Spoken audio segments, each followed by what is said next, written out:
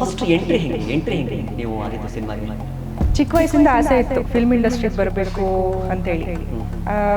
ಮನೆಯಲ್ಲಿ ಅಲೋ ಇಲ್ಲ, full middle class family ನಮ್ಮದು, ತುಂಬ ಟ್ರೆಡಿಷನಲ್ ಫ್ಯಾಮಿಲಿ. ನಾನು ಸ್ವಲ್ಪ ಗ್ಲಾಮರ್.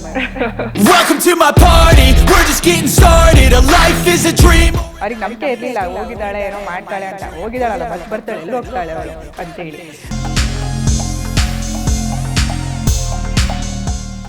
ಫಸ್ಟ್ ಸಿನಿಮಾ ನಿಮ್ಮದು ಎಂಟ್ರಿ ಆಗಿದೆ ಯಾವ ಸಿನಿಮಾ? ನೀವು ಮಾಡಿದ್ದೀರಾ ಅದರಲ್ಲಿ? ಹಾಲು ತುಪ್ಪ. ಹಾಲು ತುಪ್ಪ ಅಲ್ಲ, ನೀವು ಇನ್ನೇ ಹಾಲು ತುಪ್ಪ ಇದ್ದಂಗೆ ಇದ್ದೀರಿ ಇವಾಗ. ಇನ್ನೂ ಹಾಲು ತುಪ್ಪ ಇಲ್ಲ, ನೀವು ಹಂಗೆ ಇದ್ದೀರಾ. ಬಾಯ್ ಫ್ರೆಂಡು ಯಾರಾದ್ರೂ ಒಂದು ಲೆಟರ್ ಇಟ್ಕೊಂಡ್ಬಂದು ಕಾಲೇಜ್ ಟೈಮ್, ಹೈಸ್ಕೂಲ್ ಟೈಮಲ್ಲೆಲ್ಲ ಸಾಕಷ್ಟು ಲವ್ ಸ್ಟೋರೀಸ್ ಇತ್ತು. ಅವಾಗೆಲ್ಲ ಡೈಲಿ ರೋಸ್ ತಂದು ಕೊಡೋದು, ಡೈರಿ ಮಿಲ್ಕ್ ಚಾಕ್ಲೇಟ್ ತಂದು ಕೊಡೋದು, ಚೆನ್ನಾಗಿರ್ತಾ ಇತ್ತು. ಈಗ ಕತೆ ನೀವೆಲ್ಲ ಯಾವ್ದಾರು ಒಂದು ಸಿನಿಮಾದ ಕತೆ ಕೇಳ್ತೀರಲ್ವಾ? ಸೊ ಅದ್ರೊಳಗಡೆ ನಿಮ್ಗೆ ಸಿಚುವೇಶನ್ ಅಲ್ಲಿ ಕಾಸ್ಟ್ಯೂಮ್ ಈ ತರ ಇರುತ್ತೆ ಅಂತ ಹೇಳಿರ್ತಾರೆ, ಕಿಸ್ಸಿಂಗ್ ಸೀನ್ ಹೇಳಿರ್ತಾರೆ, ಕರೆಕ್ಟ್ ಅಲ್ವಾ? ಕರೆಕ್ಟಾ? ನಿಮ್ಗೆ ಯಾವ ತರ ಹೇಳಿದಾರೆ? ಯಾರಾದ್ರು ಲಿಪ್ ಕಿಸ್ ಇರುತ್ತೆ ಅದು ಇದು ಅಂತ ಹೇಳಿದಾರ? ಸಮ್ ಮೂವೀಸ್ ಅಲ್ಲಿ ಲಿಪ್ ಕಿಸ್ ಇರುತ್ತೆ ಅಂತ ಹೇಳಿರ್ತಾರೆ, ಬಟ್ ಅದು ಲಿಪ್ ಕಿಸ್ ಹೋಗಿ ಸ್ಮೂಚ್ ಆಗಿಬಿಡುತ್ತೆ. ಇನ್ನೊಂದು ಟ್ರೆಂಡಿಂಗ್ ಏನೋ ಓಡ್ತಾ ಇದೆಲ್ಲ, ಹುಡುಗಿರಿ ಇಲ್ಲೆಲ್ಲ ಇದಾಕೋತಾ ಇದ್ದಾರೆ ಮುಗ್ಬಿಟ್ಟು. ಅದು ಸ್ಟೈಲ್ ಅಲ್ವಾ? ಹಾಕಿದ್ದೆ ನಾನು. ಅಲ್ಲ, ಇಲ್ಲಿ ಬಿಡಿ, ಅಲ್ಲಿ ಒಂಕ್ಳು ಬಾಕ್ಳು ಶುರು ಮಾಡ್ಬಿಟ್ರಲ್ಲ, ಅದು ಬೇಜಾರಾಗ್ಬಿಡುತ್ತೆ. ಅಲ್ಲಿ ಹಾಕೋತಾರೆ, ನನಗೂ ಗೊತ್ತಾಗ್ತಾ ಇಲ್ಲಪ್ಪ. ಇಲ್ಲ, ಕಾಸ್ಟ್ಯೂಮ್ ವೈಸ್ ಸ್ಕರ್ಟ್ ಏನಾದ್ರು ಹಾಕ್ದಾಗ ಹೊಕ್ಳು ಕಾಣ್ತಾ ಇರುತ್ತಲ್ವಾ, ಸೊ ಅವಾಗ ಒಂದು ಸ್ಟೈಲ್ ಅಷ್ಟೇ, ಒಂದು ಸೆಕ್ಸಿ ಲುಕ್ ಕೊಡೋವಂಥದ್ದು. ಹುಡುಗಿರ ಅಂತಂದ್ರೆ ಗ್ಲಾಮರ್, ಎಲ್ಲರೂ ನೋಡೋದೇ ಗ್ಲಾಮರ್. ಇವಾಗ ಗ್ಲಾಮರ್ ಬೇಕೇ ಬೇಕು, ಗ್ಲಾಮರ್ ಬೇಕೇ ಬೇಕು.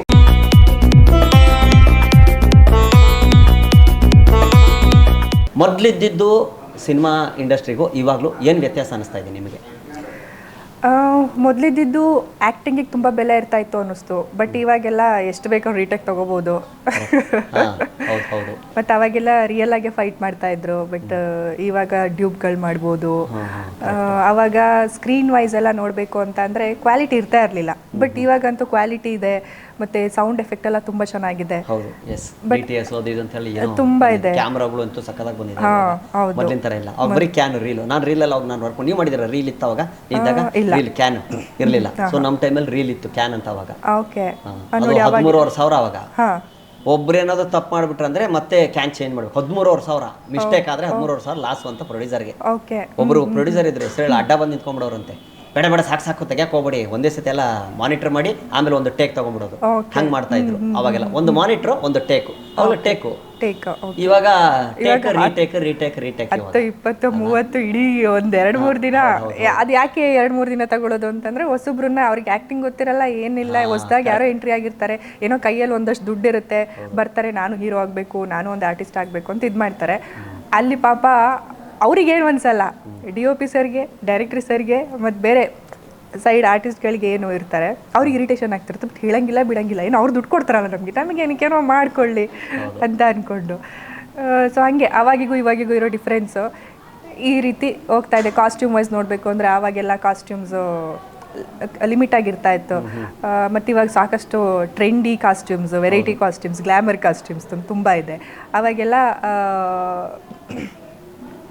ಏನು ಅದೇ ರೀಲ್ಸ್ ಏನು ಒಂದೇ ರೀಲಲ್ಲಿ ಮುಗಿಸ್ಬೇಕಿತ್ತು, ಬಟ್ ಇವಾಗೆಲ್ಲ ಸಾಕಷ್ಟು ಆಪ್ಷನ್ಸ್ ಇದೆ ಸೇವ್ ಮಾಡಿ ಇಟ್ಕೊಳ್ಳೋದಕ್ಕೆ. ಅವಾಗೆಲ್ಲ ಫೈಟ್ ಏನೋ ರಿಯಲಾಗಿ ಮಾಡಬೇಕಿತ್ತು ಅಂತಾರೆ, ಬಟ್ ಅದೆಲ್ಲ ನೆನೆಸ್ಕೊಂಡ್ರೆ. ಬಟ್ ಇವಾಗೆಲ್ಲ ಇಷ್ಟೊಂದು ಯೂಸ್ ಮಾಡ್ತಾರೆ ರಿಯಲ್ ಆಗಿ ಅಂತಂದರೆ. ಅವಾಗೆಲ್ಲ ಎಷ್ಟು ಪೆಟ್ಟು ಬಿದ್ದಿರ್ಬೇಕು ಅವರಿಗೆ, ಅದೆಲ್ಲ ಎಷ್ಟು ಕಷ್ಟ. ಬಟ್ ಆವಾಗ ಆಗಿರೋ ಅನುಭವಗಳು ನಮಗೆ ಇವತ್ತು ಸ್ವಲ್ಪನೂ ಸಿಕ್ಕಿಲ್ಲ, ಎಲ್ಲ ಈಸಿ ಇದೆ. ಸೊ ಇಷ್ಟು ಈಸಿ ಇರೋ ಇದರಲ್ಲಿ ಯಾಕೆ ಇಷ್ಟೊಂದು ಸ್ಟ್ರಗ್ಲಿಂಗ್ ಜಾಸ್ತಿ ಆಗ್ತಾ ಇದೆ ಅಂತಲೇ ಗೊತ್ತಾಗ್ತಾ ಇಲ್ಲ. ಬಟ್ ಇವಾಗ ಕಂಪೇರ್ ಮಾಡಿದರೆ ಆವಾಗ ಪಾಪ ಎಲ್ಲ ಆರ್ಟಿಸ್ಟ್ಗಳು ಅಷ್ಟು ಸ್ಟ್ರಗಲ್ ಮಾಡಿ, ಅದೆಲ್ಲ ನೆನೆಸ್ಕೊಂಡ್ರೇ ಭಯ ಆಗುತ್ತೆ. ಬಟ್ ಇವಾಗ ಹತ್ರ ಏನೂ ಇಲ್ಲ, ಇವಾಗೆಲ್ಲ ಎಲ್ಲ ಕ್ಯಾಶುವಲ್ ಆಗಿದೆ, ನಾರ್ಮಲ್ ಅಲ್ವಾ? ಓಕೆ, ಈಗ OTT ಅಂತ ಬಂದಿದೆ, ಕರೆಕ್ಟ್ ಅಲ್ವಾ? ಸೊ ಅದ್ರ ಬಗ್ಗೆ ಏನು ಹೇಳ್ತೀರಾ? OTT ಫಿಲ್ಮಲ್ಲೇ ಹೇಳಬೇಕು ಅಂತಂದರೆ ಆವಾಗಿಂದ ಇವಾಗಿನ ತನಕ ಸ್ಟೆಪ್ ಬೈ ಸ್ಟೆಪ್ ಎಲ್ಲ ಚೇಂಜಸ್ ಆಗ್ತಾ ಇದೆ. ಜನರೇಷನ್ ಚೇಂಜ್ ಆಗ್ಬಿಡುತ್ತೆ ಫುಲ್ಲು. ಹೌದು, 2024 ನೋಡಕ್ಕೆ ಹೋದ್ರೆ ತುಂಬಾ ವ್ಯತ್ಯಾಸ ಆಗ್ಬಿಡುತ್ತೆ 24 ವರ್ಷದಲ್ಲಿ. ಹೌದು, ಇವಾಗ OTT, ಅಮೆಜಾನ್ ಪ್ರೈಮ್, ಇದು ಗೂಗಲ್ ಪ್ಲೇ ಇರಬೇಕಾಗಿತ್ತಾ ಇರಬಾರ್ದಾಗಿತ್ತಾ ನಿಮ್ಮ ಪ್ರಕಾರ? ಇರಬಾರ್ದಿತ್ತು ಅನ್ಸುತ್ತೆ. ಅವಾಗ ಹೆಂಗಿತ್ತು ಹಳೆ ಕಾಲದಲ್ಲಿ, ಇವಾಗ ಎಫೆಕ್ಟ್ ಆಗಿದೆ ಅಂತನಾ OTT, ಈ ಅಮೆಜಾನ್ ಇದರಿಂದಲ್ಲ? ಆವಾಗಿನ ಕಾಲಕ್ಕೆ ಯೋಚನೆ ಮಾಡ್ಕೊಂಡು ಹೇಳಬೇಕು ಅಂತಂದ್ರೆ ನಿಜವಾಗ್ಲೂ ಎಫೆಕ್ಟ್ ಆಗಿದೆ ಅಂತ. ಒಂದು ಲಿಮಿಟ್ ಇರ್ತಾ ಇತ್ತು ಅವಾಗೆಲ್ಲ, ಸ್ಟೋರಿಗೆ ತುಂಬ ಬೆಲೆ ಇರ್ತಾ ಇತ್ತು. ಬಟ್ ಇವಾಗ ನಿಮಗೆಲ್ಲ ಯಾವ ಥರ ಸ್ಟೋರೀಸ್ ಬೇಕು ಎಲ್ಲರ ಕೈಗೂ ಸಿಗ್ತಾ ಇದೆ. ಈಗ ನಿಮಗೆ ಇಂಥದ್ದೇ ಸ್ಟೋರಿ ಬೇಕು ಅಂತಂದ್ರೆ ಅದೇ ಮೂವಿ ಸಿಗುತ್ತೆ, ಇಂಥ ಹಾರರ್ ಬೇಕು ಅಂದರೆ ಅದು ಸಿಗುತ್ತೆ, ಥ್ರಿಲ್ಲರ್ ಬೇಕು ಅಂದರೆ ಅದು ಸಿಗುತ್ತೆ, ಫೈಟ್ ಬೇಕು ಅಂದರೆ ಅದು ಸಿಗುತ್ತೆ. ಬಟ್ ಅವಾಗೆಲ್ಲ ಫ್ಯಾಮಿಲಿ ಓರಿಯೆಂಟೆಡ್ ಮೂವಿ ಆ ಥರ ಮಾಡ್ತಾ ಇದ್ರು, ಬಟ್ ಜನಗಳಿಗೆ ಟಚ್ ಆಗ್ತಾ ಇತ್ತು. ಬಟ್ ಇವಾಗ ಮೂವಿ ಅಂತ ಅಂದ್ರೇ ಯಾರೂ ಜಾಸ್ತಿ ನೋಡೋಕೆ ಇಷ್ಟಪಡ್ತಾ ಇಲ್ಲ. ಏನಾದರೂ ಹೀರೋ ದೊಡ್ಡ ಹೀರೋನ ಆ ಮೂವಿನೇ ನೋಡ್ತಾರೆ, ಯಾರು ರೆಕಗ್ನೈಸ್ ಇದ್ದಾರೆ ಅವ್ರದ್ದೇ ನೋಡ್ತಾರೆ. ಕೆಲವು ಹೊಸ ಸಿನಿಮಾಗಳು ಹೆಂಗೆ ನೋಡ್ತಾರೆ ಅಂದರೆ ಪ್ರಮೋಷನ್ ಚೆನ್ನಾಗಿ ಮಾಡಿದರೆ ಸ್ವಲ್ಪ ನೋಡ್ತಾರೆ. ಸೊ ಈ OTT ಅಮೆಝಾನ್ ಪ್ರೈಮ್ ಬಂದು ಮೂವಿಗೆ ವ್ಯಾಲ್ಯೂ ಇಲ್ದಾಗೆ ಆಗಿದೆ. ಥಿಯೇಟ್ರಿಗೆ ಬಂದು ಯಾರೂ ನೋಡ್ತಾ ಇಲ್ಲ. ನಾವು ಕಷ್ಟಪಟ್ಟು ಮೂವಿ ಮಾಡಿರ್ತೀವಿ, OTTಲಿ ಬಿಡೋದಕ್ಕಾಗೋದಿಲ್ಲ ಸಮ್ಟೈಮ್ಸ್, ಅವಾಗ ಥಿಯೇಟ್ರಲ್ಲೇ ಬಿಡ್ತೀವಿ. ಥಿಯೇಟ್ರಿಗೆ ಯಾರು ಬರ ಇನ್ನೊಂದು ಸ್ವಲ್ಪ ದಿನ ಅಲ್ಲ OTTನಲ್ಲಿ ಬರುತ್ತೆ, ಮನೇಲೇ ನೋಡೋಣ ಕೂತ್ಕೊಂಡು, ಈ ರೀತಿ ಒಂದು ಮೆಂಟಾಲಿಟಿ ಸ್ಟಾರ್ಟ್ ಆಗಿದೆ. ಇರಬಾರ್ದಿತ್ತು. ಅಲ್ಲ ಬಟ್ ನೀವು ಹೇಳಿದ್ರಲ್ಲ OTT ಒಳಗೆ ಬಂದ್ಬಿಡುತ್ತೆ ಅಂತ, ಬಟ್ ಎಲ್ಲರೂ ಸಿನಿಮಾ ತಗೊಳ್ಳೋದಿಲ್ಲ, ಅದು ಗೊತ್ತಿದೆ. ಹೌದು, ಎಲ್ಲರೂ ಸಿನಿಮಾ ತಗೊಳ್ಳೋದಿಲ್ಲ, ಸಿನಿಮಾಗಳು ಮಾತ್ರ ತಗೊಳ್ಳೋದು OTT. ಅದೇ ಅದಕ್ಕಾಗಿ ಹೊಸಬ್ರಿಗೆ ಹೆದರಿಕೆ ಆಗಿದೆ. ನಿಜವಾಗ್ಲೂ ನಮ್ದೇನೋ ತಗೊಳ್ಳೋದಿಲ್ಲ, ಸಿನಿಮಾ ಎಲ್ಲ ದೊಡ್ಡ ಸ್ಟಾರ್ಗಳು ತಗೋತಾರೆ, ಇವ್ರು ಬಂಡವಾಳ ಹಾಕಿ ಏನ್ ಸುಖ, ನಾವ್ಯಾಕೆ ಬರಬೇಕು, ನಾವ್ಯಾಕೆ ಸಿನಿಮಾ ಮಾಡಬೇಕು ಅನ್ನೋದಾಗಿದೆ. ಹೌದು, ಹಂಗಾಗಿ ಹೇಳ್ತಿರೋದು OTT ಬಂದಿರೋದು ರಾಂಗ್, ಬರಬಾರ್ದಿತ್ತು. ಥಿಯೇಟ್ರಲ್ಲೇ ಬಂದು ನೋಡೋ ಥರನೇ ಅವರು ಕಂಟಿನ್ಯೂ ಮಾಡಿದಿದ್ರೆ ಈ ಫೀಲ್ಡಲ್ಲಿ ಎಲ್ಲ ಥಿಯೇಟ್ರಿಗೆ ಬಂದೇ ನೋಡ್ತಾ ಇದ್ರು, ಎಂಟರ್ಟೈನ್ಮೆಂಟ್ ಇರ್ತಾ ಇತ್ತು. ಜೋಶು, ಆ ಥಿಯೇಟರ್ ಕುತ್ಕೊಂಡು ಕಿರ್ಚಾಡೋದು ಅದೆಲ್ಲ ನೋಡೋದಕ್ಕೆ ಚೆನ್ನಾಗಿತ್ತು.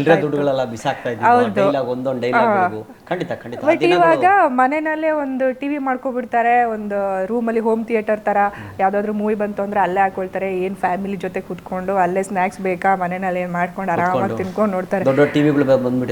ಹೌದು, ಮತ್ತೆ ಇನ್ನೊಂದು ಥಿಯೇಟರ್ಗಳೆಲ್ಲ ಖಾಲಿ ಹೊಡಿತಾ ಇದೆ, ಅದು ಒಂದು ಬೇಜಾರು.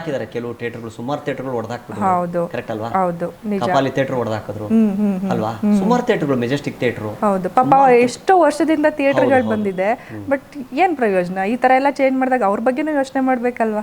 ಏನಕ್ಕಾಗಿರ್ಬೋದು ಈ ಎಫೆಕ್ಟ್? ಏನಕ್ಕೆ ಅಂತ ನಿಮ್ಮ ಪ್ರಕಾರ ಏನ್ ಎಫೆಕ್ಟ್? ಯಾವ್ದ್ರದ್ದು? ಈಗ ಸಿನಿಮಾಗಳು ಥಿಯೇಟರ್ಗಳು ಹೊಡೆದಾಕಿದ್ರು ಅಂದ್ರೆ ಸಿನಿಮಾ ಜನ ಥಿಯೇಟರ್ಗಳು ಬರ್ತಾ ಇಲ್ಲ ಅಂತ ಹೇಳಿದ್ರಲ್ವಾ, ಏನಿರ್ಬೋದು ಕಾರಣ? ಏನು ಕಾರಣ? ಆವಾಗಿನ ಸಿನಿಮಾಗಳೆಲ್ಲ ಒಂದು 100 days ಓಡ್ತಾ ಇತ್ತು, ಯಾಕಂದ್ರೆ ಲಿಮಿಟೆಡ್ ಸಿನಿಮಾ ಇರ್ತಾ ಇತ್ತು. ಬಟ್ ಇವಾಗ ಸಾಕಷ್ಟು ಸಿನಿಮಾ ಬರ್ತಾ ಇದೆ.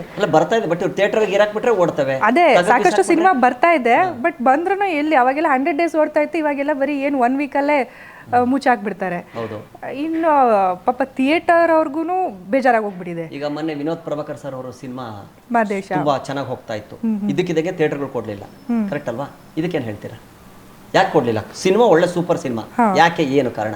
ಅದೇ ಯಾಕೆ ತುಳಿದಿದ್ದ? ತುಳಿಯ ಪ್ರಯತ್ನ ಮಾಡ್ತಾ ಇರ್ಬೋದಾ? ಅದು ಇರ್ಬೋದು, ಕರೆಕ್ಟ್ ಅಲ್ವಾ? ನಿಜ, ಒಬ್ರು ಬೆಳೀತಾ ಇದೆ ಸಿನಿಮಾ ಅದು. ಹೌದು, ಖಂಡಿತ ಜನ ಮೆಚ್ಚಿದ್ದಾರೆ, ಎಲ್ಲರೂ ಮೆಚ್ಚಿದ್ದಾರೆ. ಶ್ರುತಿ ಮೇಡಮ್ ಆಕ್ಟಿಂಗ್ ಕೂಡ ತುಂಬಾ ಚೆನ್ನಾಗಿದೆ, ಅದ್ಭುತವಾದ ಸಿನಿಮಾ, ಅದನ್ನು ತೆಗೆದ್ರು. ಸೊ ಕಾರಣ ಇದಕ್ಕೇನು ಹೇಳ್ತೀರಾ ನೀವು? ಅದೇ ಗೊತ್ತಾಗ್ತದೆ, ಯಾರು ತುಳಿಯೋರು ಯಾರು ಅಂತ ಗೊತ್ತಾಗಬೇಕಲ್ಲ, ನಮ್ಗೆ ಗೊತ್ತಾಗೋದಿಲ್ವಲ್ಲ, ಅದೇ ಗೊತ್ತಾಗ್ತಲ್ಲ. ಗೊತ್ತಾದ್ರೂ ಏನು ಮಾಡಕ್ಕಾಗದೆ ಇರೋಂಥ ಪರಿಸ್ಥಿತಿ. ಯಾರ ಕೈಯಲ್ಲಿ ದುಡ್ಡಿದೆ ಅವ್ರು ಏನ್ ಬೇಕಿದ್ರು ಮಾಡ್ಬೋದು, ಆ ತರ ಆಗಿದೆ ಇವಾಗ. ಅಲ್ಲ, ದುಡ್ಡಿದ್ರೆ ಯಾರು ಏನ್ ಬೇಕಾದ್ರೆ ಮೊದಲ ಆಗಲ್ಲ ಬಿಡಿ, ಅದು ಸುಳ್ಳು. ಯಾಕಂದ್ರೆ ಕರೋನಾ ಟೈಮಲ್ಲಿ ಎಲ್ಲ ಸುಳ್ಳು ಮಾಡಕ್ ಬಿಡ್ತದ್ದು. ಹೌದು, ಎಷ್ಟು ಕೋಟಿಗಟ್ಲೆ ದುಡ್ಡು ಇರೋರು ಕೂಡ ಕರಾನಿಂದ ಹೊರಗಡೆ ಬರಕ್ಕಾಗ್ಲಿಲ್ಲ. ಎಷ್ಟೋ ಜನ ಸಾವಾಯ್ತು, ನಿಮ್ಗೆ ಗೊತ್ತಿರಬೇಕು. ದುಡ್ಡಿರೋರು ಕೂಡ ಪ್ರಯತ್ನ ಮಾಡಿದವರು ಆಗಿಲ್ಲ ಆ ಟೈಮಲ್ಲಿ, ಕರೆಕ್ಟ್ ಅಲ್ವಾ? ಅದು ದೇವ್ರ ಪಾಠ ಕಲ್ಸಕ್ಕೆ ಏನಾದ್ರು ಕರೋನಾ ಬರ್ಸ್ಬಿಟ್ಟ ಅನ್ಸುತ್ತೆ ಒಂದೊಂದ್ಸತಿ. ಅದು ನಿಜಾನೇ, ಜನಗಳ ಬುದ್ಧಿ ಕಲೀಲಿ ಅಂತ ಏನಾದರೂ ಮಾಡಿರಬೇಕು. ಬಟ್ ಆದ್ರೂ ಎಲ್ಲ ಹಂಗೆ ಹೋಗ್ತಾ ಇದೆ ಅಂದರೆ ಮತ್ತು ಇವ್ರಿಗೆ ಏನು ಮಾಡಿದ್ರು ಏನು ಪ್ರಯೋಜನ ಇಲ್ಲ ಅಂತ ಅನ್ಕೊಂಡು ಸೈಲೆಂಟಾಗಿ ಹೋಗ್ಬಿಟ್ಟಿದ್ದಾರೆ ದೇವರು. ಇರಲಿ, ಬಟ್ ಬೆಳೀತಿದ್ದಾರೆ ಅಂದಾಗ ಬೆಳೆಸ್ಬೇಕಲ್ವಾ? ಬಟ್ ಇನ್ನೊಂದು ಒಂದು ಟೀಮ್ ವರ್ಕ್ ಇರಬೇಕು. ಹೌದು, ನಿಜ. ಇಲ್ಲ, ಇಲ್ಲಿ ಗುಂಪುಗಾರಿಕೆಗಳಾಗಿದೆ, ಟೀಮ್ ಅಲ್ಲ, ಟೀಮ್ಗಳು ತುಂಬಾ ಆಗ್ಬಿಟ್ಟಿದೆ ಇವಾಗ. ತುಂಬಾ ಟೀಮ್ಗಳು ಆಗ್ಬಿಟ್ಟಿದೆ. ತುಂಬಾ ಟೀಮ್ ಈಗ ಹೀರೋಯಿನ್ಗಳದೇ ಒಂದು ಟೀಮ್ ಆಗ್ಬಿಟ್ಟಿರ್ತೈತೆ, ಅವ್ರನ್ನೇ ಹಾಕೋಬೇಕು ಅಂತ. ಹೀರೋಗಳದೇ ಒಂದು ಟೀಮ್ ಇರುತ್ತೆ, ಕಾಮಿಡಿಯನ್ಸ್ದೇ ಒಂದು ಟೀಮು, ವಿಲನ್ಗಳದೇ ಒಂದು ಟೀಮ್ ಆಗ್ಬಿಟ್ಟಿದೆ. ಅವ್ರವ್ರದೇ ಟೀಮ್ ಮಾಡ್ಕೊಂಡ್ಬಿಟ್ಟಿರ್ತಾರೆ. ನಾವು ಟೀಮಿಂದ ಹೊರಗಡೆ ಇರೋರು. ಹೌದು, ಕರೆಕ್ಟ್. ನಾವು ಆ ಗುಂಪೊಳಗೆ ಸೇರದೆ ಇರೋರು, ಆ ಟೀಮ್ ಒಳಗಡೆ ಇಲ್ಲದೆ ಇರೋರು. ನಾವು ಗುಂಪೊಳಗೆ ಸೇರ್ಕೊಂಡ್ರೆ ಅವ್ರು ಏನು ಹೇಳ್ತಾರೆ ಎಲ್ಲ ಕೇಳ್ಕೊಂಡು ಅವ್ರು ಹೇಳಿದಕ್ಕೆಲ್ಲ ತಲೆ ಎಡ್ಸ್ಕೊಂಡಿದ್ರೆ ಓಕೆ, ಅವಾಗ ಅವರಿಗೆ ಸರಿ ಇದು ಮಾಡ್ಕೊಳ್ಳೋಣ ಅಂತ. ಅವ್ರು ಹೇಳಿದಕ್ಕೆಲ್ಲ ಏನು ಓಕೆ ಇಲ್ಲ ಆಗೋದಿಲ್ಲ ಅಂತಂದರೆ ಹೋಗಿ ನೀನು ಔಟ್ ಅಷ್ಟೇ. ಬಟ್ ಇಷ್ಟು ವರ್ಷದಿಂದ ಇದ್ದು ಏನು ಇನ್ನೂ ನಮ್ಮಂಥ ಸ್ಟ್ರಗ್ಲಿಂಗ್ ಆ್ಯಕ್ಟರ್ಸ್ಗಳಿಗೆ ಏನು ಪ್ರಯೋಜನ ಆಗಿಲ್ವಲ್ಲ ಅಂತ ಅನ್ನೋದು ಬೇಜಾರಿದೆ. ಕಾಯ್ಬೇಕು, ಕಾಯ್ತಾನೇ ಇದ್ದೀನಿ, ಕಾಯಿಸ್ತಾನೆ ಇದ್ದಾರೆ. ಅಲ್ಲ, ಪೇಷನ್ಸ್ ಜಾಸ್ತಿ ಬೇಕು ನಮ್ಮ ಇಂಡಸ್ಟ್ರಿ, ಕರೆಕ್ಟ್ ಅಲ್ವಾ? ತಾಳ್ಮೆ ಅನ್ನೋದು ತುಂಬಾ ಬೇಕು. ಆಯ್ತು, ಆಲ್ಮೋಸ್ಟ್ ಒಂದು 8 years ಆಯ್ತು ನಾನು ಬಂದು ಅಲ್ವಾ? ಅಲ್ಲ, ಆಗತ್ತೆ, ಇನ್ನೂ ತಾಳ್ಮೆ ಬೇಕು, ಕರೆಕ್ಟ್ ಅಲ್ವಾ? ತಾಳ್ಮೆ ಇದ್ರೆ ಖಂಡಿತ ಹಾಗೆ ಆಗತ್ತೆ. ಅವಕಾಶಕ್ಕೆ ನಾವು ಕಾಯ್ಬೇಕು ಅಲ್ವಾ? ಹೌದು, ಅದು ನಿಜ. ಆಗೋ ಅಷ್ಟರಲ್ಲಿ ಮುದುಕಿಯಾಗಿ ಇಲ್ಲ ಬಿಡಿ, ಇನ್ನೂ ಹಂಗೆ ಇದೆ, ಆ ಥರ ಏನಾಗೋದಿಲ್ಲ. ಕಲಾವಿದರಿಗೆ ಇವತ್ತು ಆಶೀರ್ವಾದ ಇರುತ್ತೆ. ಬಟ್ ಇನ್ನೊಂದು ಮೇಂಟೈನ್ ಮಾಡೋದು ತುಂಬಾ ಕಷ್ಟ ಇದೆ. ಈಗ ಆವಾಗಿಂದ ಮೇಂಟೈನ್ ಅಂದ್ರೆ ಏನು, ಯಾವ ಥರ ಅದು ಮೇಂಟೈನ್? ನನಗೆ ಡಯಟ್ ಮೇಂಟೈನ್ ಮಾಡಬೇಕು, ಯೋಗ ಹಿಂಗೆ ಸ್ವಲ್ಪ ಹೇಳಿ ಪಾಪ ಅವರು ಟಿಪ್ಸು ಕಲೀಲಿ, ಹುಡುಗಿರು ಪಾಪ ನೋಡ್ತಾ ಇರ್ತಾರೆ ಹಿಂಗೆ ಅಂತ. ಇನ್ನೊಂದು ಗಾಡ್ ಗಿಫ್ಟ್ ಅಂತಾನೆ ಹೇಳ್ಬೋದು. ಕೆಲವೊಬ್ರು ಹಂಗೆ ಇರ್ತಾರೆ, ಕೆಲವೊಬ್ರು ಈ ಫೀಲ್ಡಲ್ಲಿ ಇಂಟ್ರೆಸ್ಟ್ ಇದೆ ಅಂದಾಗ ಫುಡ್ಡಲ್ಲಿ ಮೇಂಟೈನ್ ಮಾಡಬೇಕು, ಆಯಿಲಿ ಫುಡ್ ಜಾಸ್ತಿ ತಿನ್ನಬಾರ್ದು, ಆಯಿಲಿ ಫುಡ್ ತಿನ್ಬಿಟ್ರೆ ಮುಖ ಎಲ್ಲ ಪಿಂಪಲ್ ಬಂದ್ಬಿಡುತ್ತೆ, ಇಲ್ಲ ದಪ್ಪ ಆಗಿಬಿಡ್ತಾರೆ, ಹೊಟ್ಟೆ ದಪ್ಪ ಆಗುತ್ತೆ. ಇದೆಲ್ಲ ನೋಡಿಕೊಂಡು ಅಷ್ಟು ವರ್ಷದಿಂದ ಮೇಂಟೈನ್ ಮಾಡ್ಕೊಂಡು ಬರೋದಿದೆಯಲ್ಲ, ಇವತ್ತು ಸಿಗುತ್ತೆ ಚಾನ್ಸ್, ನಾಳೆ ಸಿಗುತ್ತೆ ಚಾನ್ಸ್, ದುಡ್ಡು ಸಿಕ್ಕಿದ್ರೆಲ್ಲ ಮೇಂಟೈನ್ ಮಾಡ್ಬೋದಪ್ಪ, ಬಾದಾಮಿನೂ ತಿನ್ಬೋದು. ಪೇಮೆಂಟ್ ಕೊಟ್ಟಿಲ್ಲ ಅಂದ್ರೆ ಯಾವ್ದೇನು ಮೇಂಟೈನ್ ಮಾಡ್ತೀರಾ? ಅದು ಚಿಂತೆಗೆ ಸಣ್ಣ ಆಗ್ತೀವೇನೋ. ಪೇಮೆಂಟ್ ಕೊಟ್ಟಿಲ್ಲ ಅಂದಾಗ ಏನು ಊಟ ಇಲ್ದೇನೆ ಸಣ್ಣ ಆಗೋಗ್ಬಿಡ್ತಾರೆ, ಹಂಗಾಗಿದೆ ಇವಾಗ. ನಾವು ಟೆನ್ಷನ್ಗೆ ಸಣ್ಣ ಆಗ್ಬಿಟ್ಟಿರ್ತೀವಿ, ಯಾರು ಸಡನ್ ಆಗಿ ಸಿಕ್ಬಿಡ್ತಾರೆ, ಏನ್ರಿ ಹಿಂಗ್ ಸಣ್ಣ ಆಗೋಗ್ಬಿಡ್ತೀರಾ ಅಂತಾರೆ. ಅವಾಗ ನಾವು ಡೇಟ್ ಸರ್ ಅಂತೀವಿ, ನಾವು ಟೆನ್ಷನ್ ಅನ್ನ ಕೇಳಕ್ಕಾಗಲ್ಲ. ಹೌದೌದು, ಕರೆಕ್ಟಾ? ನಿಜ, ಕರೆಕ್ಟ್. ಅರ್ಧ ಯೋಚನೆ ಮಾಡೇನೆ ಸಣ್ಣ ಆಗೋಗ್ಬಿಡ್ತೀವಿ. ಖಂಡಿತ ಖಂಡಿತ. ಏನು ಫುಲ್ ಸ್ಲಿಮ್ ಆಗಿ ಹೋಗ್ಬಿಟ್ಟಿದ್ದೀರಾ ಅಂತ ಹೇಳ್ಬಿಟ್ಟು ಡಯಟ್ ಮಾಡ್ತಾ ಇದ್ದೀನಿ ಅಂತ ಸ್ಟೈಲ್ ಆಗಿ ಹೇಳ್ಕೊಳ್ಳೋದು. ಯಾರಿಗೂ ಹೇಳಕ್ಕಾಗಲ್ಲ. ಇದೊಂದು ಅಡ್ವಾಂಟೇಜ್ ಇವಾಗ. ಗಾಡಿಯ ಕಟ್ಟಕ್ ದುಡ್ಡಿಲ್ಲ, ಏನ್ ತೊಳಕ್ ದುಡ್ಡಿಲ್ಲ, ಪೆಟ್ರೋಲ್ ದುಡ್ಡು ಅಂತ ಯಾರಿಗೇನು ಹೇಳಕ್ಕಾಗಲ್ಲ. ಕರೆಕ್ಟ್ ಅಲ್ವಾ? ಕಲಾವಿದರಾದ್ಮೇಲೆ ನಾವು ಮತ್ತೆ ಅದು ವಾಪಸ್ ನಾವು ಎಲ್ಲಿ ಬಂದಿದ್ದ ನಾವು ಅಲ್ಲಿ ಹೋಗಕ್ ಕೂಡ ಆಗಲ್ಲ. ಕರೆಕ್ಟಾ? ಹೌದು. ಇನ್ನೊಂದು ಗೊತ್ತಿರುತ್ತೆ ಅವರಿಗೆ ಇಷ್ಟೆಲ್ಲ ಪ್ರಾಬ್ಲಮ್ಸ್ ಇದೆ ಅವರಿಗೆ ಅಂತ ಹೇಳ್ಬಿಟ್ಟು, ಆದ್ರೆ ಯಾರು ಅರ್ಥ ಮಾಡ್ಕೊಳ್ಳಲ್ಲ. ಎಲ್ಲ ಅವರದ್ದು ನೋಡ್ಕೊಂಡು ಹೋಗ್ತಾರೆ ಅಷ್ಟೇ. ಅಲ್ಲ, ಅವ್ರಿಗೆ ಏನಾಗ್ಬೇಕು, ನಿಮ್ ಚಿಂತೆ ಹೌದು, ಅದು ನಿಜ. ನಿಮ್ ಚಿಂತೆ ತಗೊಂಡು ನನಗೇನಾಗಬೇಕು, ನನ್ನ ಚಿಂತೆ ತಗೊಂಡು ನಿಮ್ಗೇನಾಗಬೇಕು. ಹೌದು, ನಮ್ಮನ್ನ ನಾವೇ ನೋಡ್ಕೋಬೇಕು. ಯಾರು ಬರೋದಿಲ್ಲ, ಯಾರು ಬರಲ್ಲ, ಯಾರು ಆಗಲ್ಲ. ಹೌದು, ಅಲ್ಲ, ಅಣ್ಣ ತಮ್ಮಂದ್ರೆ ಆಗೋದಿಲ್ಲ ಈಗಿನ ಕಾಲದಲ್ಲಿ. ಮನೆಯಲ್ಲೇ ಯಾರು ಆಗೋದಿಲ್ಲ ಅಂದ್ಮೇಲೆ ಇನ್ನು ಬೇರೆ ಇನ್ಯಾರೋ ಬಂದಿದ್ದಾರೆ ನಮ್ಮ ಲೈಫ್ಗೆ ಅಂದಾಗ ಅವ್ರು ಹೆಂಗ್ ಆಗ್ತಾರೆ ಅಂತ ನಾವು ನಂಬೋದು. ಅವ್ರೇನೋ ಮಾತು ಕೊಡ್ತಾರೆ ಅಂತ ಹೇಳ್ಬಿಟ್ಟು ಅವ್ರ ಮಾತನ್ನೇ ನಂಬ್ಕೊಂಡು ನಾಳೆ ಏನೋ ಮಾಡ್ತಾರೆ ನಮ್ಗೆ, ಸರಿ ಕಾಯೋಣ ಅನ್ಕೊಂಡು ಕಾಯ್ತಾ ಕೂತ್ಕೊಂಡ್ರೆ ಅವ್ರು ಮುಂದೆ ಹೋಗಿರ್ತಾರೆ, ನಾವು ಇಲ್ಲೇ ಕೂತಿರ್ತೀವಿ. ಅವ್ರ ಮಾತನ್ನ ನಾವು ಇವತ್ತು ಮಾಡ್ತಾರೆ, ನಾಳೆ ಏನೋ ಮಾಡ್ತಾರೆ ಕಾಯ್ಕೊಂಡೇ ಕೂತಿರ್ಬೇಕು ಹೊರತು ನಾವು ಮುಂದೆ ಹೋಗೋದಕ್ಕೆ ಆಗೋದಿಲ್ಲ. ಬಟ್ ಅವ್ರ ಪಾಡಿಗೆ ಮಾತು ಕೊಟ್ಟವ್ರು ಏನ್ ಮಾಡ್ಬೇಕು ಮಾಡ್ಕೊಂಡು ಹೋಗ್ತಾ ಇರ್ತಾರೆ. ಆಮೇಲೆ ಇನ್ನೊಂದು ನೋಡಿದ್ದೀನಪ್ಪ, ಈ ಬಕೆಟ್ ಹಿಡಿಯೋರ್ಗೆ ಆಕ್ಟಿಂಗ್ ಸೆನ್ಸ್ ಏನೂ ಇರೋದಿಲ್ಲ, ಆಕ್ಟಿಂಗ್ ಸೆನ್ಸೇ ಇರೋದಿಲ್ಲ. ಆದ್ರೂ ಅವ್ರನ್ನ ಹಾಕೊಂಡು ಸಿನಿಮಾ ಮಾಡ್ತಾರಲ್ಲ, ಹೆಂಗಿದು ಅಂತ ನನ್ಗೆ ಗೊತ್ತಾಗ. ಅದೇ ನನಗೂ ಗೊತ್ತಾಗ್ತಿಲ್ಲ, ಏನು ದುಡ್ಡು ಕೊಡ್ತಾ ಇದಾರಾ ಅವ್ರಿಗೆ, ಇಲ್ಲ ಅವ್ರ ಹತ್ರ ದುಡ್ಡಿದೆಯೋ ಬಿಡಿ. ಅಲ್ಲ, ಅವ್ರ ಹತ್ರ ದುಡ್ಡು ಇರ್ಬೋದೇನೋ ಜಾಸ್ತಿ, ಅವರೇ ದುಡ್ಡು ಕೊಟ್ಬಿಟ್ಟು ಮಾಡ್ಬೋದೇನೋ, ಯಾರಿಗ್ ಗೊತ್ತು. ಇಲ್ಲ ಹಂಗೆ ಚಾನ್ಸ್ ಇಲ್ಲ. ಹೆಂಗೆ ಹೇಳ್ತೀರಾ? ಅದೇ ನಮ್ಗೆ ಅನುಭವ ಇದೆ, ನಮ್ಗೆ ಗೊತ್ತಿದೆ ಸ್ವಲ್ಪ. ಅದು ಬಕೆಟ್ ಹೆಂಗ್ ಹಿಡಿತಾರನೋ ಟೆಕ್ನಿಕಲಿ ಬೇಕು. ಆ ಬಕೆಟ್ ಹಿಡಿಯೋದೇ ಬರೋಲ್ವಲ್ಲ, ಆ ಬಕೆಟ್ ಹೆಂಗ್ ಹಿಡಿತಾರ ಗೊತ್ತಾಗ್ಬೇಕು ನಮ್ಗೆ. ಯಾರು ಬಕೆಟ್ ಹಿಡಿತಾರೋ ಅವ್ರ ಹತ್ರ ಅವ್ರಿಗೆ ಮೇನ್ ಬಾಸ್ ಯಾರು ಇರ್ತಾರೋ ಅವ್ರಿಗೆ ಹಿಡಿತಾರ. ಅವರು ಪ್ರೊಡ್ಯೂಸರ್ ಇರ್ತಾರಲ್ವಾ, ಅವ್ರಿಗೆ ಬಕೆಟ್ ಹಿಡಕ್ ಸ್ಟಾರ್ಟ್ ಮಾಡ್ಬಿಟ್ಟಿರ್ತಾರೆ. ಅವ್ರನ್ನೇ ನಂಬ್ತಾರೆ. ಅವ್ರು ಸರಿ ಇಲ್ಲ ಅಂತ ಅವ್ರಿಗೆ ಗೊತ್ತಿರುತ್ತೆ. ನಮ್ಗೆ ಗೊತ್ತು, ಇಲ್ಲಿರೋ ಕಣ್ಗೆಲ್ಲ ಕಾಣಿಸ್ತಾ ಇರ್ತದೆ ಅವ್ನು ಸರಿ ಇಲ್ಲ ಅಂತ. ನೀವು ಹೇಳಿದ್ ನನಗೆ ಇಮ್ಯಾಜಿನ್ ಬರ್ತಾ ಇದೆ ಯಾವ ಮೂವಿನಲ್ಲಿ ತರ ಆಗಿದೆ ಅಂತ ಹೇಳಿ. ನೋಡ್ದಾ, ಯಾಕೆ ಹೇಳಿ, ಅನುಭವ ಆಗಿದೆ. ಅನುಭವದ ಮಾತೇ ಬರೋದು ಹೊರಗಡೆ. ಕರೆಕ್ಟ್ ಅಲ್ವಾ? ಅದಕ್ಕೆ ನಾವು ಹಿರಿಯರು ಯಾಕಂತ ಹೇಳಿ ಎಲ್ಲರೂ ಕಾಲ್ ಮುಗಿತೀವಿ, ಹಿರಿಯರು ದೊಡ್ಡವರು ಅಂತ ಅನುಭವಿಸ್ತರು ಎಲ್ಲ ಅನುಭವಿಸಿರ್ತಾರೆ. ನಾವೇನ್ ಅನುಭವಿಸಿರ್ತೀವಲ್ಲ ಅದಕ್ಕೆ ಡಬಲ್ ಅವ್ರು ಅನುಭವಿಸಿ ಬಂದಿರ್ತಾರೆ. ಅವ್ರು ಹೆಜ್ಜೆ ಇಟ್ಟ ಮೇಲೆ ನಾವು ಅಲ್ಲಿ ಹೆಜ್ಜೆ ಇಟ್ಟಿರ್ತೀವಿ. ಮತ್ತೆ ಇವಾಗ ನಾವು ಒಂದು ಮೂವಿನಲ್ಲಿ ವರ್ಕ್ ಮಾಡ್ತಾ ಇದೀವಿ ಅನ್ಕೊಳ್ಳಿ, ಈಗ ಅದೇ ಪ್ರೊಡ್ಯೂಸರ್ ಅದೇ ಡೈರೆಕ್ಟರ್ ಅವ್ರದೇ ಮೂವಿನಲ್ಲಿ ಅವ್ರದೇ ಪ್ರೊಡಕ್ಷನ್ ಅಲ್ಲಿ ಇನ್ನೊಂದು ಮೂವಿ ಮಾಡ್ಬೇಕು ಅಂತ ಅನ್ಕೊಂಡಿರ್ತಾರೆ. ನೀವ್ ಹೇಳ್ದಾಗ ಬಕೆಟ್ ಹಿಡಿಯೋರು ಇರ್ತಾರೆ ಅಂತ ಹೇಳಿ, ಅದ್ರಿಂದ ಅದು ಹಾಳಾಗೋಗ್ಬಿಡುತ್ತೆ. ಈಗ ನಮಗೆ ಏನೋ ಒಂದು ನೆಕ್ಸ್ಟ್ ಮೂವಿನಲ್ಲಿ ಚಾನ್ಸ್ ಇದೆ ಅಂತ ಹೇಳ್ಬಿಟ್ಟು ನಾವು ಖುಷಿಯಾಗಿರ್ತೀವ. ಅವ್ರೇನೋ ಮಧ್ಯದಲ್ಲಿ ಬಂದು ಇವ್ರು ಬೇಡ ಇನ್ನೊಬ್ರನ್ನ ಹಾಕೊಳ್ಳಿ ಈ ತರ ಎಲ್ಲ ಹಾಕ್ಬಿಟ್ಟು ನಮ್ಮನ್ನ ತೆಗ್ದೇ ಹಾಕ್ಬಿಡ್ತಾರೆ. ಅಲ್ಲಿ ಹೆಂಗ್ ಕೇಳ್ತಾರ ಅವ್ರ ಮಾತು ಅಂತ, ಅವ್ರು ಏನ್ ಮಾಡ್ತಾರಂತದ ಅವ್ರಿಗೆ ನನಗೂ ಗೊತ್ತಾಗ್ತಿಲ್ಲ, ಹೆಂಗ್ ಮಾಡ್ತಾರ ಅನ್ನೋದೇ ಗೊತ್ತಾಗ್ತಾ ಇಲ್ವಲ್ಲ. ಅದೇ ಗೊತ್ತಾಗ್ತಾ ಇಲ್ಲ. ಇದು ನಿಮ್ಗೇನೋ ಗೊತ್ತಾರ ನನಗೂ ಸ್ವಲ್ಪ ಇನ್ಫಾರ್ಮ್ ಮಾಡಿ. ಓಕೆ, ನಿಮ್ಗೆ ಗೊತ್ತಾಗ, ನನಗೇನೋ ಗೊತ್ತಾಗ ನಾನು ಹೇಳ್ತೀನಿ ನಿಮ್ಗೆ ಏನು ಅಂತ. ಸರಿ, ಓಕೆನಾ? ಸರಿ, ಓಕೆ. ಇನ್ನೊಂದು ಪ್ರಶ್ನೆ ನಿಮ್ಗೆ, ಈಗ ಈ ತರ ಒಂದು ಪಾತ್ರ ಮಾಡ್ಬೇಕಾಗಿತ್ತು ಅನ್ಸೋದಾದ್ರೆ ಯಾವ್ದು ಮಾಡ್ಬೇಕು ಈಗ? ಪದ್ಮಾವತಿ, ದೀಪಿಕಾ ಪಡುಕೋಣೆ ಮೂವಿ ಪದ್ಮಾವತಿ ನೋಡಿರ್ಬೇಕಲ್ಲ, ಆ ತರ ಒಂದು ಫುಲ್ ಹಳೇ ಕಾಲದ್ದು. ಓಕೆ, ಆ ಥರ ತುಂಬಾ ಇಷ್ಟ. ಸೀರೆಗೆಲ್ಲ ಉಟ್ಕೊಂಡು ದೊಡ್ಡ ಹಣೆ ಬಟ್ಟೆ ಇಟ್ಕೊಂಡು ಮನೆ ಒಳಗಡೆ ಶಾಂತಾವತಿ ತರ ಆ ಥರ ಅಲ್ಲ, ಶಾಂತವತಿ ಅಲ್ಲ, ಬಟ್ ಅದ್ರಲ್ಲಿ ತುಂಬಾ ನೋಡಿರ್ಬೇಕು ಪದ್ಮಾವತಿ ಮೂವಿ, ತುಂಬಾ ಚೆನ್ನಾಗಿದೆ ಅದು. ಆ ಆಕ್ಟಿಂಗ್ ಆ ಥರ ಇರಬೇಕು ನನಗೆ. ಬಟ್ ಸಾಕಷ್ಟು ಜನ ನನಗೆ ಆಕ್ಷನ್ ಮೂವೀಸ್ ಮಾಡಿ ಹೈಟ್ ಇದ್ದೀರಾ, ಸ್ವಲ್ಪ ಫಿಟ್ ಇದ್ದೀರಾ, ಆ ಫಿಸಿಕಿಗೆ ಕರೆಕ್ಟ್ ಆಗಿದೆ, ಪೊಲೀಸ್ ಇದಕ್ಕೆ ಸೆಟ್ ಆಗ್ತೀರಾ ಅಂತ ಹೇಳ್ಬಿಟ್ಟು. ಬಟ್ ಯಾಕೋ ನನಗೆ ಅದ್ರಲ್ಲಿ ಅಷ್ಟು ಆಕ್ಷನ್ ಮಾಡಿದ್ರಾ ಸಿನಿಮಾದಲ್ಲಿ? ಇದುವರೆಗೂ ಯಾವುದು ಮಾಡಿಲ್ಲ. ಅದು ಮಾಡಿದೆ, ಪೊಲೀಸ್ ಕ್ಯಾರೆಕ್ಟರ್, ಅದ್ರಲ್ಲಿ ಫೈಟ್ ಇರಲಿಲ್ಲ, ಜಸ್ಟ್ ಪೊಲೀಸ್ ಇನ್ವೆಸ್ಟಿಗೇಷನ್ ಕಟ್ಬಿಟ್ಟು ಹಾರಿಸ್ಬಿಟ್ರು ಅವ್ರು ನಿಮ್ಮನ್ನ. ಅದಕ್ಕೆ ಸೂಟ್ ಆಗೋದ್ರೆ ನಮ್ಮ ಮಾಲಾಶ್ರೀ ಮೇಡಮ್ ಅವರು. ಕರೆಕ್ಟ್? ಹೌದು, ಕರೆಕ್ಟ್. ಅವರು ರಗ್ಗಡ್ ಅವರು, ಬಟ್ ಬಂದ್ರೆ ಅವ್ರ ತರ ಬರಬೇಕು. ಇಲ್ಲ ಟೈಮಲ್ಲಿ ಅವರಿದ್ದರನೇ ಅಂದ್ರೆ ಹೀರೋಯಿನ್ ಅವರಿದ್ದರನೇ ಸಿನಿಮಾ ಓಡ್ತಾ ಇತ್ತಂತೆ. ಹೀರೋ ಅಲ್ಲ ಮುಖ್ಯವಾಗ, ಹೀರೋಯಿನ್ ಮಾಲಾಶ್ರೀ ಇದಾರೆ ಸಿನಿಮಾ ಓಡೋದು. ಬಟ್ ಇವಾಗ ಆ ಥರ ಏನೂ ಇಲ್ಲ. ಇವಾಗೆಲ್ಲ ಹೀರೋ ದೊಡ್ಡ ಹೀರೋ ಇರಬೇಕು, ಅದೇ ಥರ ಅಷ್ಟೇ ಇವಾಗಿರೋದು. ಬಟ್ ನಾನು ಇವಾಗ ಆ್ಯಕ್ಷನ್ ಮೂವೀಸಿಗೆ ಏನೇನು ಬೇಕು ಅದೆಲ್ಲ ಪ್ರಿಪ್ರೇಷನ್ ಮಾಡ್ಕೊಳ್ತಾ ಇದ್ದೀನಿ. ಯಾಕಂದರೆ ಈಗ ನನಗೆ ಏನು ಇಷ್ಟ ಆಗುತ್ತೋ ಅದು ನನಗೆ ಸಿಗ್ತಾ ಇಲ್ಲ. ಓಕೆ, ಈಗ ಎಲ್ಲರೂ ಆಲ್ಮೋಸ್ಟ್ ಹೇಳ್ತಾ ಇರೋದು ಆ್ಯಕ್ಷನ್ ಮೂವಿಗೆ ಟ್ರೈ ಮಾಡು, ಸರಿ ನೋಡೋಣ ಅದು ಟ್ರೈ ಮಾಡೋಣ ಅಂದ್ಕೊಂಡು ನಾನು ಇವಾಗ ಹಾರ್ಸ್ ರೈಡಿಂಗ್ ಆಗಿರ್ಬೋದು, ಫೈಟಿಂಗ್ ಕ್ಲಾಸ್ ಆಗಿರ್ಬೋದು, ಬೈಕ್ ರೈಸ್ ಆಗಿರ್ಬೋದು, ಇದೆಲ್ಲ ಇವಾಗ ಕಲಿತಾ ಇದ್ದೀನಿ. ಹಾಂ, ಓ ಸೂಪರ್. ಯಾವ್ದು? ಬುಲೆಟಾ? ಬುಲೆಟ್. ಬಾ ಇನ್ನೇನು ಬೇಕು ಮತ್ತೆ, ಸಕ್ಕತ್ತಾಗಿ ಮಾಡಿ ಮತ್ತೆ ಟ್ರೆಂಡಿಂಗಲ್ಲಿ. ಸೊ ಇದೆಲ್ಲ ಆಲ್ಮೋಸ್ಟ್ ಒಂದು ಕಲಿತಾ ಇದ್ದೀನಿ, ನೋಡೋಣ. ಅಲ್ಲ ಇದೆಲ್ಲ ಇನ್ನೊಂದು ಎಂಟ್ರಿ ಆದರೆ ಫುಲ್ ಆ್ಯಕ್ಷನ್ ಹೀರೋಯಿನ್ ಆಗಿ ಬರಬೇಕು ಅಂತ. ನ್ಯಾಚುರಲ್ ಹೀರೋಯಿನ್, ಆ್ಯಕ್ಷನ್ ಹೀರೋಯಿನ್ ಆಗಿ. Super super. ಸೊ ಮಹಾಲಕ್ಷ್ಮಿ ಮೇಡಮ್ಗಂತೆಲ್ಲ ಅವ್ರ ರೇಂಜಿಗೆಲ್ಲ ಬರೋದಕ್ಕಾಗೋದಿಲ್ಲ. ಅಟ್ಲೀಸ್ಟ್ ನೋಡೋಣ, ಟ್ರೈ ಮಾಡೋಣ. ಓಕೆ. ಪದ್ಮಾವತಿ ಥರ ಕ್ಯಾರೆಕ್ಟರ್ ಸಿಗಿಲ್ಲ ಅಂತಂದ್ರು ಅಟ್ಲೀಸ್ಟ್ ಪದ್ಮಾವತಿ ಥರ ಬೇಕು, ಪದ್ಮಾವತಿ ಥರ ಬೇಕು. ಫುಲ್ಲು ತಲೆ ಎಲ್ಲ ಮುಚ್ಕೊಂಡು ಇನ್ನು ಗೌರಮ್ಮ ಥರ. ಇಲ್ಲ ಬರುತ್ತೆ ವೇಟ್ ಮಾಡಿ ಖಂಡಿತ. ನಿಮ್ಗೋಸ್ಕರ ಯಾವ್ದಾರ ಒಂದು ಕತೆ ಇದ್ರೆ ದೇವ್ರು ನಿಮ್ಗಂತ ಕೊಡ್ತಾನೆ, ಕಾಯ್ಬೇಕಷ್ಟೇ. ಓಕೆ. ಇನ್ನೊಂದು ಟ್ರೆಂಡಿಂಗ್ ಏನೋ ಓಡ್ತಾ ಇದೆಯಲ್ಲ, ಹುಡುಗಿರಿ ಇಲ್ಲೆಲ್ಲ ಇದಾಕೋತಾ ಇದ್ದಾರೆ ಮುಗ್ಬಿಟ್ಟು ನಿಮಗೆ. ಅದು ಸ್ಟೈಲ್ ಅದು ಹಾಕಿದ್ದೆ ನಾನು.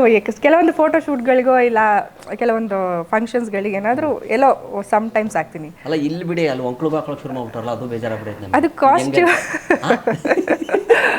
ಕಾಸ್ಟ್ಯೂಮ್ ವೈಸ್ ಕಾಣಿಸ್ತೈತೆ, ಅಲ್ಲಿ ಹಾಕೋತ ನನಗೂ ಗೊತ್ತಾಗ್ತಾ ಇಲ್ಲಪ್ಪ. ಇಲ್ಲ, ಕಾಸ್ಟ್ಯೂಮ್ ವೈಸ್ ಸ್ಕರ್ಟ್ ಏನಾದರೂ ಹಾಕಿದಾಗ ಹೊಕ್ಳು ಕಾಣ್ತಾ ಇರುತ್ತಲ್ವಾ, ಸೊ ಅವಾಗ ಒಂದು ಸ್ಟೈಲ್ ಅಷ್ಟೇ, ಒಂದು ಸೆಕ್ಸಿ ಲುಕ್ ಕೊಡೋವಂಥದ್ದು. ಯಾರಿಗೆ, ನಿಮ್ಗ ಅಥವಾ ಬೇರೆ ನೋಡೋರ್ಗ? ಆಡಿಯನ್ಸ್ ಆಲ್ಮೋಸ್ಟ್ ಎಲ್ಲ ಹುಡುಗಿರ ಅಂತಂದ್ರೆ ಗ್ಲಾಮರ್, ಎಲ್ಲರೂ ನೋಡೋದೇ ಗ್ಲಾಮರ್. ಇವಾಗ ಗ್ಲಾಮರ್ ಬೇಕೇ ಬೇಕು. Tattoo trending full. ಆಮೇಲೆ ನಾಲ್ಗೆಗೆ ಹಾಕೊಳ್ಳೋದು. ಊಟ ಹೆಂಗ್ ಮಾಡ್ತಾರೆ ಅಂತ ನಾನು ನೋಡಿದೆ, ಸುಮಾರು ಜನ ನೋಡ್ತಾ ಇದ್ದೀನಿ ಇದ್ರಲ್ಲ, ನಾಲ್ಗೆಗೆಲ್ಲ ಹಾಕೊಂಡ್ಬಿಡ್ತಾರೆ. ನಮ್ಗೆ ರುಚಿ ಸಿಗೋದು ನಾಲ್ಗೆಯಿಂದ, ಕರೆಕ್ಟ್ ಅಲ್ವಾ? ಈಗ ಒಂದು ಉಪ್ಪಿನಕಾಯಿ ತಿಂದ್ರೆ ನಮ್ಗೆ ರುಚಿ ಸಿಗೋದು ನಾಲ್ಗೆಯಿಂದಾನೆ. ಆ ನಾಲ್ಗೆನ ತೂತ್ ಮಾಡ್ಕೊಂಡು ಎಲ್ಲ ಹಾಕೊಂಡ್ರೆ ರುಚಿ ಎಲ್ಲರೂ ಹೋಗುತ್ತೆ. ಹೆಂಗ್ ತಿಂತಾರೆ, ಏನ್ ಮಾಡ್ತಾರೋ ಅದನ್ನು ಒಳಗಡೆ ಹೋಗ್ಬಿಡ್ಬೇಕು, ಅವಾಗ ಗೊತ್ತಾಗುತ್ತೆ. ಅದು ಕರೆಕ್ಟ್. ಅದು ಹೆಂಗೆ ಅಂತ ನಾನು ಯೋಚನೆ ಮಾಡ್ತಾ ಲಿಪ್ಸಿಗೆಲ್ಲ ಇಲ್ಲಿ ಹಾಕಿರ್ತಾರೆ ರಿಂಗ್ ತರ. ಏನ್ ಜನರೇಷನ್ ಹಿಂಗ್ ಆಗ್ಬಿಟ್ಟಿದೆಯಲ್ಲ ಅಂತ. ಇಲ್ಲಿ ಹುಡುಗರೆಲ್ಲ ಹಾಕೊಳಕ್ ಶುರು ಮಾಡ್ಬಿಟ್ಟಾರೆ ಮುಗ್ಬಿಟ್ಟು. ಹುಡುಗಿರು ನೀವು ಹುಡುಗಿರು ಬುಲೆಟ್ ಓಡ್ಸಕ್ ಶುರು ಮಾಡಿದ್ರಿ, ದಮ್ಮು ಶುರು ಹಚ್ಕೊಂಡ್ಬಿಟ್ಟವ್ರೆ, ದಮ್ ಹೊಡೆಯಕ್ಕೆ ಶುರು ಹಚ್ಕೊಂಡ್ಬಿಟ್ಟವ್ರೆ ಹುಡುಗಿರು. ಹೌದಾ? ಬುಲೆಟ್ ಓಡಿಸ್ತಾರೆ, ಎಣ್ಣೆ ಹೊಡೆಯಕ್ಕೆ ಶುರು. ಹುಡುಗರ್ಕೆಲ್ಲ ಜಾಸ್ತಿ ನೋಡಕ್ಕೆ ಸೋಷಿಯಲ್ ಮೀಡಿಯಾದಲ್ಲ ನೋಡ್ತಾ ಇರ್ತೀವಿ. ಜೀನ್ಸ್ ಹಾಕೊಂಡ್ರಿ, ಕರೆಕ್ಟ್ ಅಲ್ವಾ? ಇನ್ನು ಏನೇನ್ ಮಾಡ್ಬೇಕು ಅನ್ಕೊಂಡಿದೀರಾ ನೀವು? ಇನ್ನೇನು ಬಾಕಿ ಇಲ್ಲ ಅಷ್ಟೇ. ಇನ್ನೇನು ಹುಡುಗರು ಇವಾಗ ಡಾಮಿನೇಟ್ ಮಾಡ್ಬೇಕಷ್ಟೇ, ಅದು ಬಂದಿದೆ ಆಲ್ಮೋಸ್ಟ್. ಅಲ್ಲ, ಒಬ್ಬ ಹುಡುಗನು ಪ್ರೆಗ್ನೆಂಟ್ ಆಗ್ಬಿಟ್ಟಿದ್ದಲ್ಲ, ನೋಡಿಲ್ವಾ? ನಮ್ಮ ಇದರಲ್ಲಿ ಸೋಷಿಯಲ್ ಮೀಡಿಯಲ್ಲಿ ಓಡ್ತಾ ಇತ್ತು. ಹೌದು. ಅಂದ್ರೆ ಕಾಂಪಿಟೇಷನ್, ಹುಡುಗಿರ ಕಾಂಪಿಟೇಷನ್ ಕೊಡಕ್ಕೆ ಇವರು. ಅಂದ್ರೆ ಅವಾಗೆಲ್ಲ ಹುಡುಗಿರಿಗೆ ತುಂಬಾ ಕಷ್ಟ ಕೊಟ್ಟಿದ್ರಲ್ಲ, ಇವಾಗ ಮಕ್ಕಳ ಅನುಭವಿಸಿ ಅಂತ ಹೇಳ್ಬಿಟ್ಟು ನೀವು ಅನುಭವಿಸಿ ಅಂತ ಅವ್ರು ಪ್ರೆಗ್ನೆಂಟ್ ಆಗ್ತಾವ್ರ.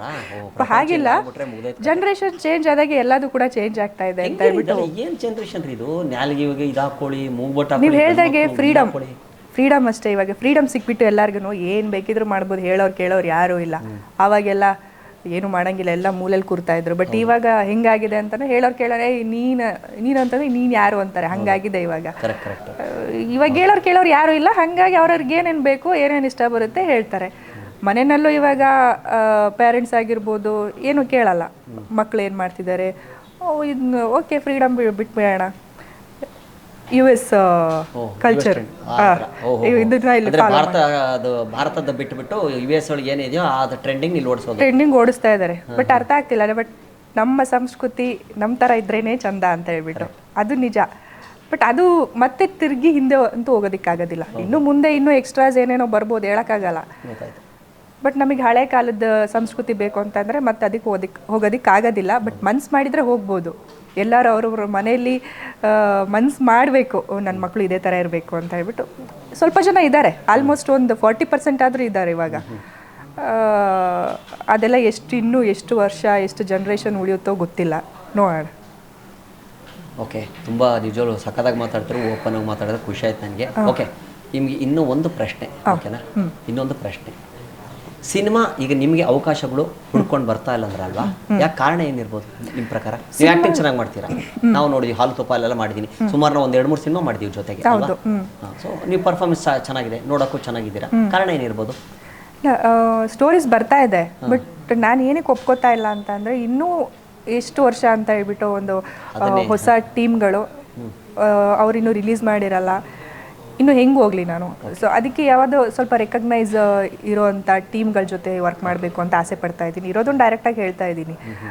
ಇವ್ರು ನಮ್ಮ ಹೊಸಬ್ರು ಸಿನಿಮಾ ಮಾಡೋದಿಲ್ಲ ಅಂತ ಅನ್ಕೋಬೋದು, ಇವು ಆಟಿಟ್ಯೂಡ್ ಬಂದುಬಿಟ್ಟಿದೆ ಇವಳಿಗೆ ಇಷ್ಟು ಸಿನಿಮಾ ಮಾಡಿ ಅಂತ ಹೇಳ್ಬಿಟ್ಟು. ಹಾಗಲ್ಲ, ಇಷ್ಟು ವರ್ಷ ಪ್ರಯತ್ನ ಮಾಡಿದೆ, ಇಷ್ಟು ವರ್ಷ ಹೊಸಬ್ರಿಗೆ ಅಂತಲೇ ಸ್ವಲ್ಪ ಜನಕ್ಕೆ ಟೈಮ್ ಕೊಟ್ಟಿದ್ದೀನಿ, ಫ್ರೀಯಾಗೂ ಕೂಡ ಮಾಡಿದ್ದೀನಿ.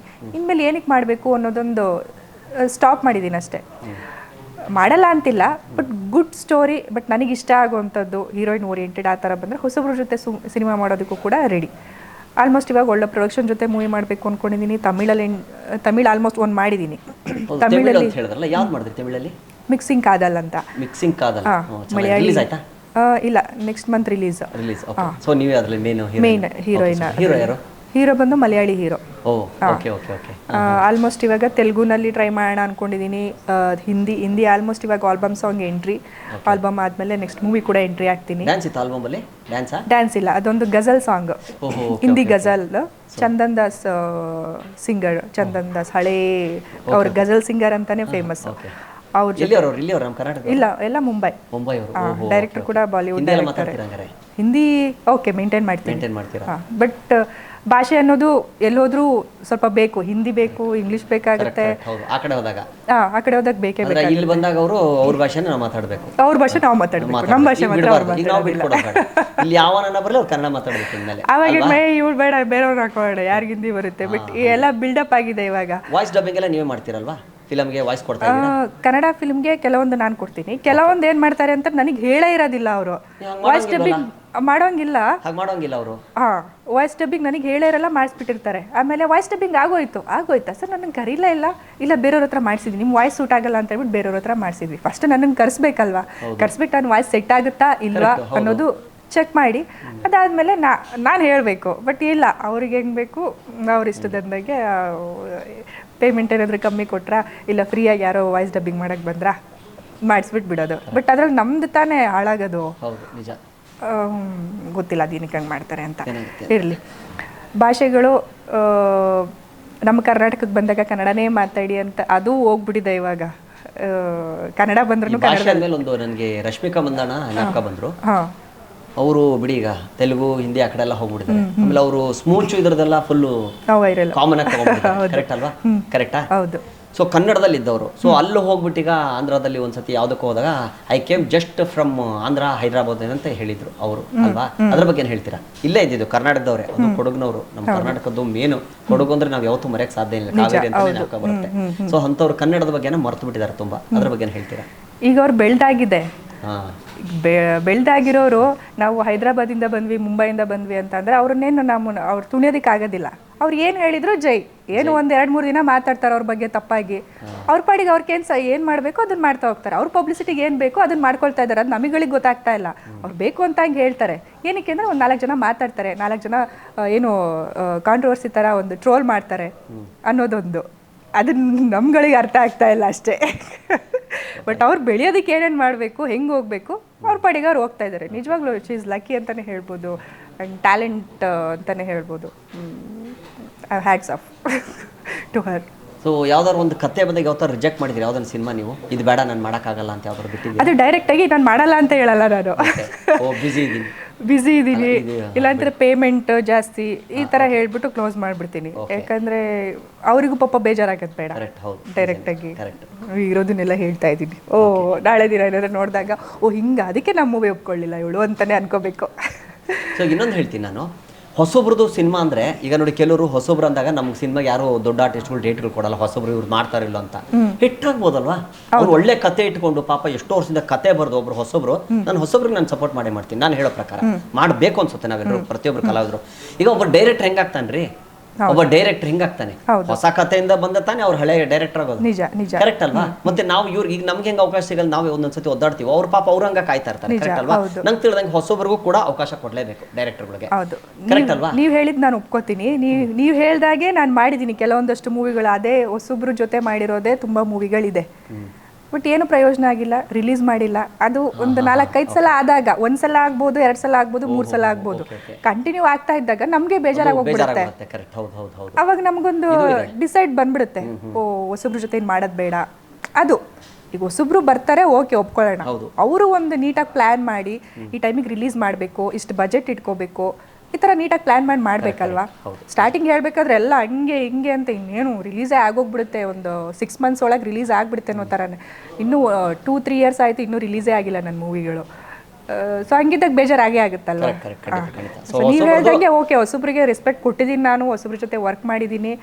ಅಲ್ಲ ನಿಮ್ಗಂತ ಹೇಳ್ತಲ್ಲ, ಪ್ರತಿಯೊಬ್ಬರಿಗೂ ಹೇಳ್ತೀನಿ ನಾನು. ಹೊಸಬ್ರಂತ ಕತೆ ತಗೊಂಡ್ ಬಂದಾಗ ಪಾಪ ಒಂದು ಪ್ರೊಡ್ಯೂಸರ್ನ ಕಷ್ಟಪಟ್ಟು ಹುಡುಕಿ ಆ ಕತೆ ಒಪ್ಸಿ ಆ ಪ್ರೊಡ್ಯೂಸರ್ನ ನಮ್ಮ ಹತ್ರ ತಗೊಂಡ್ಬಂದು ತುಂಬಾ ಕಷ್ಟದ ಕೆಲಸ. ಕರೆಕ್ಟ್ ಅಲ್ವಾ? ಕಷ್ಟದ ಕೆಲಸ ಅದು. ಹಂಗಾಗಿ ನಾವು ಪಾಪ ಈಗ ಇಂಥವ್ರನ್ನ ಹಾಕೋತಿ ಅಂತ ಒಂದು ಸಿನಿಮಾದಲ್ಲಿ ಎಲ್ಲ ಅವ್ರು ಹೇಳ್ಬಿಟ್ಟಿರ್ತಾನೆ, ಇವ್ರನ್ನ ಹಾಕೋತೀನಿ, ವಿನೀತ್ ಅವ್ರನ್ನ ಹಾಕೋತೀನಿ, ಹಂಗೆ ಎಲ್ಲ ಏನೋ ಒಂದು ಬಂದಿರುತ್ತೆ. ನಾವು ಅವಾಗ ಒಪ್ಕೊಳ್ಳಿದಾಗ ನೀವು ಅವ್ರ ಕೈಲೂ ಒಪ್ಸಕ್ಕಾಗಿಲ್ಲ, ಮತ್ತೆ ನೀವು ಜನಕ್ಕೆ ಹೆಂಗೆ ಒಪ್ಪಿಸ್ತೆ ಕತೆ ಅಂತ ಅವ್ರಿಗೆ ಪ್ರೊಡ್ಯೂಸರ್ ಕೇಳಿರ್ತಾರೆ. ಇದು ನನಗೆ ಗೊತ್ತಿದೆ ಅನುಭವ, ಯಾಕಂದ್ರೆ ನಾನು ನೋಡಿದ್ದೀನಿ ಹೊಸಬ್ರದ್ದು ಏನು ಅಂತ. ಸೊ ಹಿಂಗಾಗಿ ನಾವು ಹೊಸಬ್ರು ಸಪೋರ್ಟ್ ಮಾಡೋಣ ಅಂತ ನನಗೆ ಅನ್ಸುತ್ತೆ. ಹೊಸರು ಸಪೋರ್ಟ್ ಮಾಡ್ಬೇಕು ಅವರು, ಖಂಡಿತ ಅದು ರಿಲೀಸ್ ಮಾಡಬೇಕು. ಬಟ್ ಒನ್ಸ್ ರಿಲೀಸ್ ಮಾಡಿಬಿಟ್ರೆ ಮತ್ತೆ ಅದು ನಂಬಿಕೆ ಬಂದರೂ ಬರ್ಬೋದು, ಹೇಳೋದಕ್ಕಾಗೋದಿಲ್ಲ. ಅಲ್ಲ, ಹೇಳೋದಕ್ಕಾಗಲ್ಲ. ಇವಾಗಿನ ಜನ್ರೇಷನಲ್ಲಿ ಯಾವ ಡೈರೆಕ್ಟರ್ ಒಂದೇ ಸಲ ಮೇಲೆ ಇರ್ತಾರೆ, ಯಾವ ಆ್ಯಕ್ಟರ್ಗಳ ಮೇಲೆ ಬರ್ತಾರೆ ಹೇಳೋದಕ್ಕಾಗೋದಿಲ್ಲ. ತುಂಬ ಕಾಂಪಿಟೇಷನ್ಸ್ ಇದೆ. ಬಟ್ ನಾವು ಅದನ್ನು ಡೌನ್ ಅಂತ ಅಂದ್ಕೊಳಕ್ಕಾಗಲ್ಲ, ಬೇಜಾರು ಮಾಡ್ಕೊಳ್ಳೋದಕ್ಕೂ ಆಗೋದಿಲ್ಲ. ಬಟ್ ನನ್ನ ಎಕ್ಸ್ಪೀರಿಯನ್ಸಲ್ಲಿ ಇಷ್ಟು ವರ್ಷ ಆಯಿತು, ಸರಿ ಇನ್ಮೇಲೆ ಅಟ್ಲೀಸ್ಟ್ ಒಂದು ಒಳ್ಳೆ ಪ್ರೊಡಕ್ಷನಲ್ಲಿ ಮಾಡೋಣ, ಒಳ್ಳೆ ಕ್ಯಾರೆಕ್ಟರ್ಸ್ ಹುಡ್ಕೋಣ, ಆ ರೀತಿ ಒಂದು ಪಾಯಿಂಟ್ ಆಫ್ ವ್ಯೂ ಅಲ್ಲಿ ಇದ್ದೀನಿ ಅಷ್ಟೇ. ಅದು ಬಿಟ್ಟರೆ ಇನ್ನೇನು ಇಲ್ಲ. ಸೂಪರ್ ಸೂಪರ್ ಸೂಪರ್, ಚೆನ್ನಾಗಿ ಮಾತಾಡಿದ್ರಿ. ಓಕೆ, ತುಂಬ ಖುಷಿ ಆಯ್ತು ನಮಗೆ. ಈಗ ಇನ್ನೊಂದು ವಿಚಾರ ಏನಪ್ಪ ಅಂದ್ರೆ, ಸುಮಾರು ಜನಕ್ಕೆ ನಾವು ಕರಿತೀವಿ ಪಾಡ್ಕಾಸ್ಟ್ಗೆ, ಬ್ಯುಸಿ ಅದು ಇದು ಅಂತ ಹೇಳ್ತಾರೆ.